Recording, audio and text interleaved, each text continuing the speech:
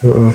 Maka penuhan mereka dengan Roh Kudus, lalu mereka mulai berkata-kata dalam bahasa lain seperti yang diberikan oleh Roh itu kepada mereka untuk mengatakannya.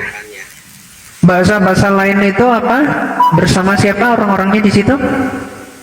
Ayat 9 atau ayat 8 dulu deh. Atau 7 dari 7. 7, 8, 9, 10, 11. Coba. Mereka semua terkecengang dan heran lalu berkata, bukankah mereka semua yang berkata-kata itu orang Galilea? Bagaimana mungkin kita masing-masing mendengar mereka berkata-kata dalam bahasa kita sendiri, yaitu bahasa yang kita pakai di negeri asal kita? Kita orang Partia, Media, Elam, penduduk Mesopotamia, Yudea dan Kapadokia, Pontius dan Asia, Frigia dan Pamfilia. Oke, logikanya itu berbeda wilayah, bahasanya berbeda-beda nggak? Beda. Bahasanya beda-beda. Terus dikatakan di ayat 8, bagaimana mungkin kita masing-masing mendengar mereka berkata-kata dengan bahasa kita sendiri? Ya kan? Artinya di sini bahasa roh itu apa? Yang Pentakosta ini? Apakah sikara baraba? Iya, jadi bahasa. Itu komunikasi itu. Komunikasi ya. Mereka berbicara dengan bahasa Mesir, tetapi para rasul memahaminya dengan bahasa mereka sendiri. Itu bahasa apa? Bahasa Aramaik. Kalau misalkan mereka paham bahasa Yunani, ya mereka juga bisa mendengar dalam bahasa Yunani. Begitu juga mereka. Mereka mendengarnya orang-orang, misalkan itu di ayatnya yang ke-11 tuh, ada orang Arab kan di situ kan? Iya. Orang Arab mendengar para rasul ngomong itu dengan bahasa Arab. Iya. Nah, kamu harus lihat kejadian Babel itu loh. Bahasa terpecah-pecahkan. Berarti penggenapan tentang kebangkitan Kristus 50 hari setelah kebangkitan ini berbicara tentang penyatuan jemaat, bukan perpecahan jemaat. Kalau perpecahan itulah Babel itu berbeda-beda. Tetapi melalui karunia Roh Kudus ini, para rasul bisa mengerti, bisa berdiskusi, dia bisa pergi ke seluruh negeri tanpa khawatir mereka nggak bisa bahasanya mereka. Itulah karunia yang diberikan oleh para rasul. Iya. Nah, terus Anda baca dalam 1 Korintus 14. Ini untuk yang nggak jelas ya, untuk untuk orang yang lata-lata, sok-sokan gitu. Nih, kamu baca di kisah 1 Korintus 14 ayatnya yang ke 22 dan 23. Karena itu karunia bahasa roh adalah tanda bukan untuk orang yang beriman tetapi untuk orang yang tidak beriman, sedangkan karunia untuk bernubuat adalah tanda bukan untuk orang yang tidak beriman tetapi untuk orang yang beriman. Jadi kalau seluruh jemaat berkumpul bersama-sama dan tiap-tiap orang berkata-kata dalam bahasa roh, lalu masuklah orang-orang luar atau orang yang tidak beriman, tidakkah akan mereka katakan bahwa kamu gila? Nah, jadi karena ketika konteksnya itu bukan bahasa, maka akan dikatakan apa? Kamu gila. Karena kamu cuma ngomong ini bahasa roh nih, saya mau menyatakan spirit saya gitu loh, pengertian saya. Tetapi kamu bukan ngomong tentang bahasa yang bisa dipahami. Nih ya, syaratnya itu harus bisa dipahami nih. Baca ayat 26 sama 27. Jadi bagaimana sekarang saudara-saudara, bila mana kamu berkumpul, hendaklah tiap-tiap orang mempersembahkan sesuatu, yang seorang mazmur, yang lain pengajaran, atau penyataan Allah, atau karunia bahasa roh, atau karunia untuk menafsirkan bahasa roh. Tapi semuanya itu harus dipergunakan untuk membangun. Terus? Jika ada yang berkata-kata dengan bahasa roh, biarlah 2 atau sebanyak-banyaknya 3 orang, seorang demi seorang, dan harus ada seorang lain untuk menafsirkannya. Nah, itu. Jadi tentang bahasa roh itu ada 2 hal yang harus kamu pahami. Karena ini kan bicara tentang glosolalia. Jadi yang pertama, ini berbicara tentang bahasa. Tetapi ketika kamu berdoa, itu kamu juga berbicara tentang bahasa roh. Doamu itu, kamu cek di dalam 1 Yohanes atau dari Yohanes dulu deh. Yohanes 4 ayat 23 sama 24, coba. Tetapi saatnya akan datang dan sudah tiba sekarang bahwa yang penyembah benar akan menyembah Bapa dalam roh dan kebenaran, sebab Bapa menghendaki penyembah demikian. Allah itu roh dan barang siapa menyembah Dia harus menyembahnya dalam roh dan kebenaran. Oke, tadi bahasa roh itu harus bisa ditafsir ya, betul? Dua Iya. tiga orang tadi. Nah, sekarang kamu lihat di dalam 1 Yohanes 4 ayat 1. Apa Yohanes apa? 4 ayat 1. 4 ayat 1. Ketika Tuhan Yesus mengetahui bahwa orang-orang fasik telah mendengar 1 bahwa Yohanes 4 ayat 1. 1 Yohanes 4 ayat 1, bukan Yohanes 4 ayat 1. saudara-saudaraku yang kekasih, janganlah percaya akan setiap roh, tetapi ujilah roh-roh itu, apakah mereka berasal dari Allah, sebab banyak nabi-nabi palsu yang telah muncul dan pergi ke seluruh dunia. Nah, namanya aja bahasa roh. Jadi ini menyampaikan risalah kita atau isi hati kita kepada Tuhan, tetapi yang sesama kita ini mendengar. Bagaimana mungkin kemudian kamu mau mengatakan sesuatu yang tidak bisa dipahami oleh orang lain? Sedangkan di situ aja para rasul nih, ketika karunia Roh Kudus itu mereka saling memahami karena mereka berkata dalam bahasa kita. Iya. Nah, makanya di dalam 1 Korintus 14 ayatnya yang ke-22 dikatakan apa? Orang berbahasa roh itu adalah tanda, bukan untuk orang beriman. Karena di sini konteksnya ini udah mulai melenceng, yaitu sok-sokan untuk kemudian itu berkata sesuatu yang tidak ada maknanya. Makanya dikatakan di ayat 23, jadi kalau seluruh jemaat berkumpul bersama-sama dan tiap-tiap orang berkata-kata dengan bahasa roh, lalu masuk orang-orang luar dan orang-orang yang tidak beriman, tidakkah akan mereka berkata bahwa kamu gila? Tetapi kalau kalau semua bernubuat, lalu masuk orang yang tidak beriman dan atau orang baru, ia akan diyakinkan oleh semua yang diselidiki oleh semua. Segala rahasia yang terkandung di dalam hatinya akan menjadi nyata, sehingga ia akan sujud menyembah Allah dan mengaku, sungguh Allah ada di tengah-tengah kamu. Jadi yang harus bisa dipahami. Makanya ada yang menafsirkan di situ. Benar-benar setuju. Jadi kalau si raba-raba siapa yang menafsirkan? Enggak ada sih. Berarti bahasa roh atau bukan itu? Itu masih betul ambigu. Menurut Alkitab itu harus ada yang menafsirkan. Kalau nggak ada yang bisa menafsirkan si raba-raba, si kalalala, si rararara, itu bahasa roh nggak? Menentang Alkitab atau enggak? Alkitab mengatakan itu harus ada yang menafsirkan. Iya, berarti agak menentang sih. Menentang, karena Alkitab mengatakan itu bisa dipahami. Makanya para rasul ketika ngomong dalam bahasa roh itu orang lain dapat memahami. Lah kok ada yang asal-asal ngomong ini bahasa roh, tapi nggak ada yang memahami, berarti kamu ngawur. Sok-sokan ngikut tapi padahal nggak bisa, itu nggak ada artinya. Makanya dikatakan apa? Kalau seperti itu tanda dari orang yang tidak beriman. Tetapi nubuatan, karena itu bisa dibuktikan, itulah bukti dari orang beriman. Makanya dijelaskan dengan analogi seperti itu, sekeras itu sama Rasul Paulus. Makanya kalau kamu lihat di dalam liturgi gereja ya, liturgi Yakobus, dalam liturgi Yohanes Krisostomos, apakah ada di situ siakar raba-raba? Nggak ada. Karena doa saja kita sudah menyampaikan itu bahasa roh itu, bahasa kita, roh kita itu spirit kita kepada Tuhan. Tetapi itu apa? Yang menggunakan akal budi. Ya, kamu cek di dalam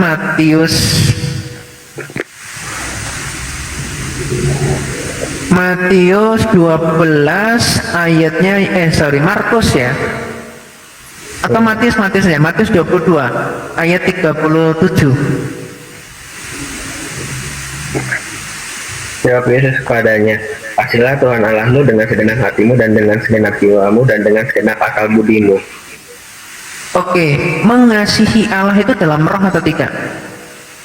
Yes, dalam roh. Nah, ketika kamu menyampaikan kasihmu kepada Allah itu, kamu berdoa dalam roh dan kebenaran, kamu menggunakan bahasa. Jadi bahasa roh yang dalam arti ini, yang kemudian kamu sampaikan kepada jemaat, misalkan dalam doa, itu harus dengan akal budi atau tidak? Kalau harus disampaikan dengan akal budi. Dengan akal budi, dengan segenap jiwa, bukan seperti orang nggak sadar diri. Itu bukan orang ini. Kasihilah Tuhan Allahmu dengan segenap akal budimu.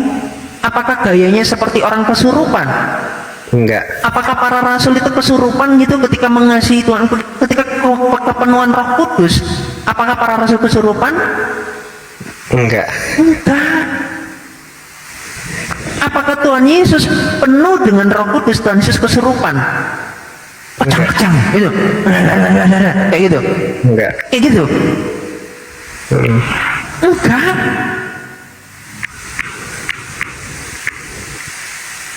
Apakah ada Tuhan Yesus ngomong siapa kayak gitu? Ada nggak? Enggak. Kamu ngerti sendiri. Itu bukan bahasa roh itu. Itu namanya bahasa alien.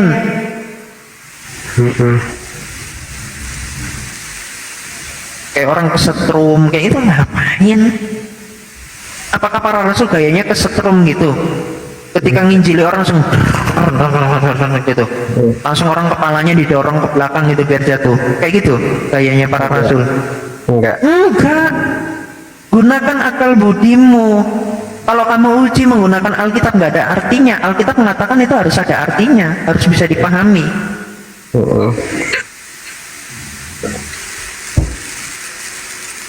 Ya.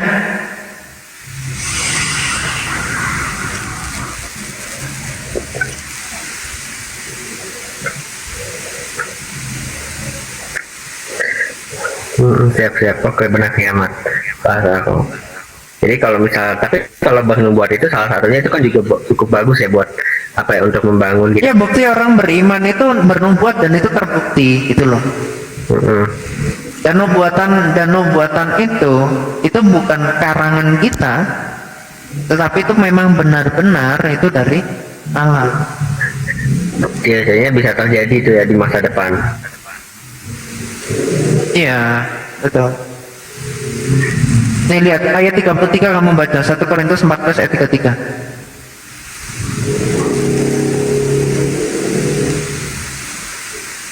Sebab Allah tidak menghadapi kekacauan tetapi damai sejahtera. Nah, orang kalau kejang-kejang itu situasinya kacau nggak itu kejang-kejang kayak begitu? Kacau sih. Kacau. Ada yang tiba-tiba ketawa gitu, seluruh zaman tiba-tiba, oh ini Roh Kudus ini membuat orang tertawa, tiba-tiba ketawa kayak orang gila gitu. Ini para rasul ini penuh dengan Roh Kudus, dicurahkan langsung oleh Kristus, kok nggak kayak begitu ya? Ketawa sendiri tiba-tiba. Itu ada loh itu videonya. Nah, ini jemaatnya dikatakan penuh dengan Roh Kudus kejang-kejang. Lah pendetanya biasa aja tuh, berarti pendetanya nggak penuh dengan Roh Kudus. Makanya ini kan orang mengatakan penuh dengan Roh Kudus itu gayanya mesti kejang-kejang. Itu terlihatnya kejang-kejang gitu. Iya. Teriak-teriak gitu. Ngeri loh itu loh. Nggak punya penguasaan diri. Itu nggak pernah di dalam ajaran Kristen itu yang seperti itu di dalam gereja mula-mula ya.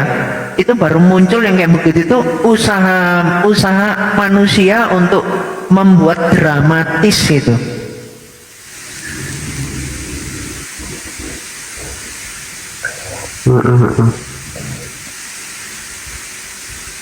Oke ya Ovid ya, jadi jangan kamu mengsiak raba-raba, itu bukan bahasa roh, itu karang-karangan sendiri itu.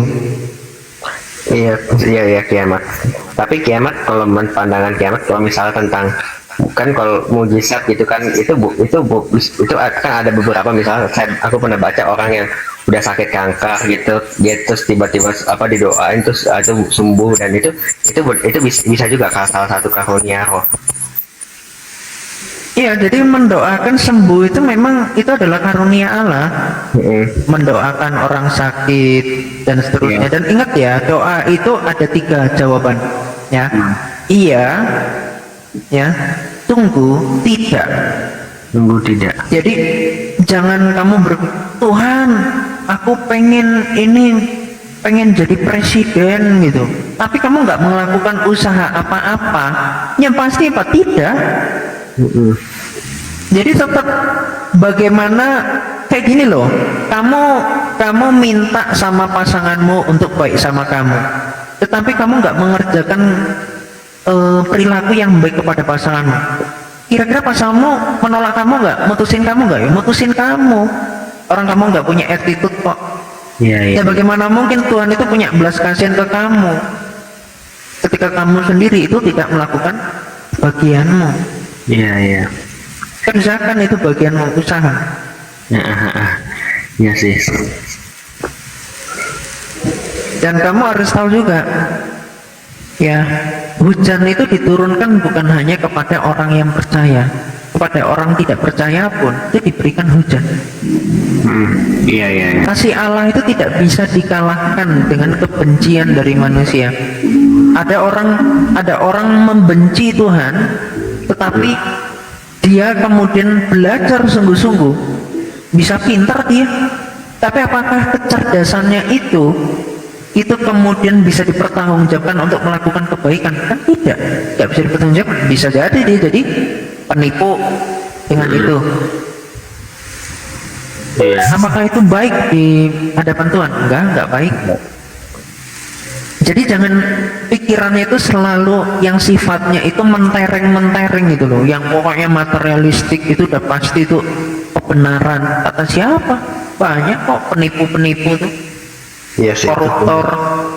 Lalu mereka mengatakan, wah ini misalkan ini adalah dia berdoa, dia kerja keras dan seterusnya. Jangan asal percaya, ujilah. Ini kan ujilah setiap roh itu. Jangan kamu mau dikatakan gini, oh ini apa teologi kemakmuran. Hanya orang kalau kamu miskin, artinya Tuhan nggak mengasihi kamu. Bagaimana dengan Rasul Paulus? Apakah para rasul ini apakah para rasul itu berkelimpahan mereka? Enggak sih, susah payah mereka. Susah payah. Mereka bahkan Rasul Paulus itu membuat tenda tuh. Bekerja dia. Jadi itu namanya teologi kemakmuran. Dan ujung-ujungnya apa? Ujung-ujungnya pendetanya minta duit. Ayo, saya mau mendengar Roh Kudus berbicara kepada saya sebelum jam 2 siang, saudara harus transfer. Sebelum jam 2 siang, ini terlalu jelas Roh Kudus berbicara kepada saya. Roh Kudus menaruh nilainya di dalam hati Anda, tetapi Anda ragu-ragu untuk memberikan kepada Tuhan. Ingat, Tuhan memberkati semua yang Anda berikan kepada Tuhan. Tidak ada yang dikecewakan oleh Tuhan. Ketika Anda berani dengan hatimu, bla bla bla bla bla, dibikin orang ketakutan seperti itu, diteror hatimu. Ayo, sampai angkat tangan, sampai matanya mejem gini, sampai digerak-gerakkan badannya kayak getar-getar gitu, kayak numpangin tangan ke kamu. Lalu kamu kedistrak kan? Wah, ini merasakan urapan Tuhan ini dari kalimatnya. Ini Tuhan menaruh, aku nggak punya. Akhirnya kamu kirim. Padahal apa dia? Nipu. Iya sih. Ada nggak para rasul ngomong seperti itu? Enggak. Kasih duit, Roh Kudus ngomong kamu harus ngasih duit ke saya. Ada? Enggak ada.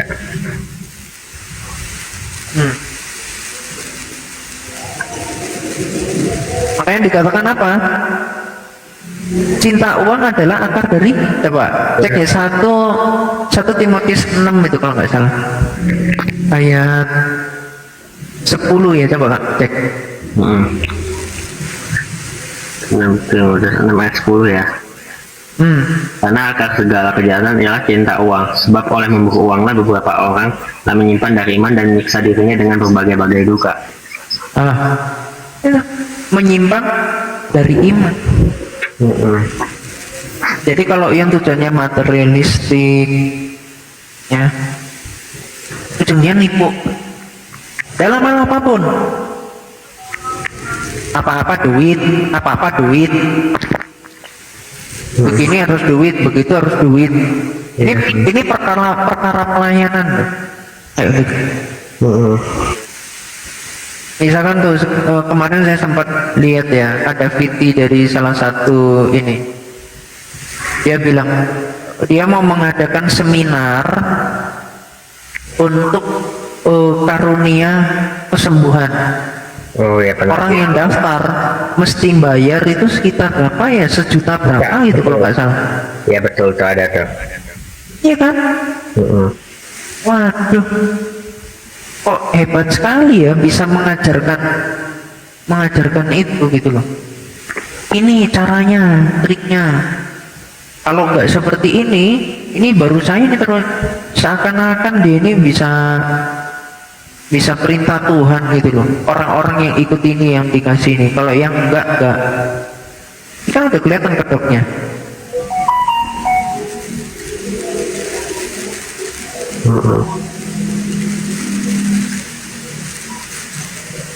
Ya supaya tahu yang kayak begitu itu bukan ajaran gereja. Akhirnya dikatakan apa? Standar manusia akhirnya melenceng. Ketika nanti ada jemaat yang tiba-tiba kena musibah, dibilang apa? Wah, ini kena kutukan Tuhan ini. Kamu baca 1 Korintus 4 ayat 10. Coba baca.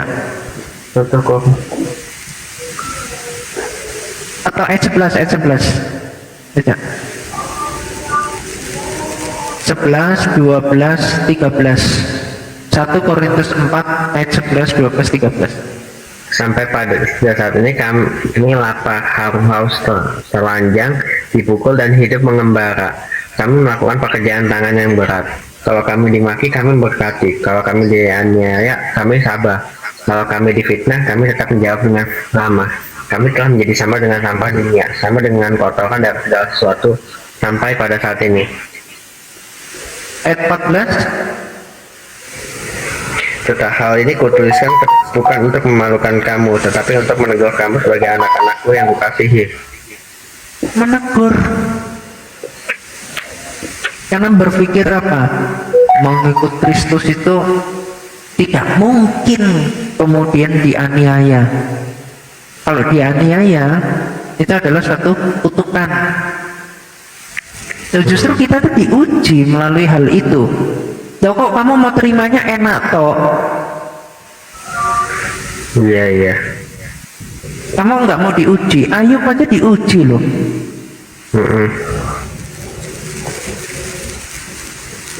Tapi apakah para rasul itu kemudian menyerah? Enggak, mereka bertahan. Ya, tahan uji mereka. Gitu ya, Covid ya. Iya. Siap. Oke, seperti itu ya. Tuhan Yesus memberkati ya, Ovid ya. Semangat selalu. Ya, matur. Ya, shalom. Memberkati kiamat. Amin. Aku izin turun ya. Ya. Ya silakan ya yang lain ya.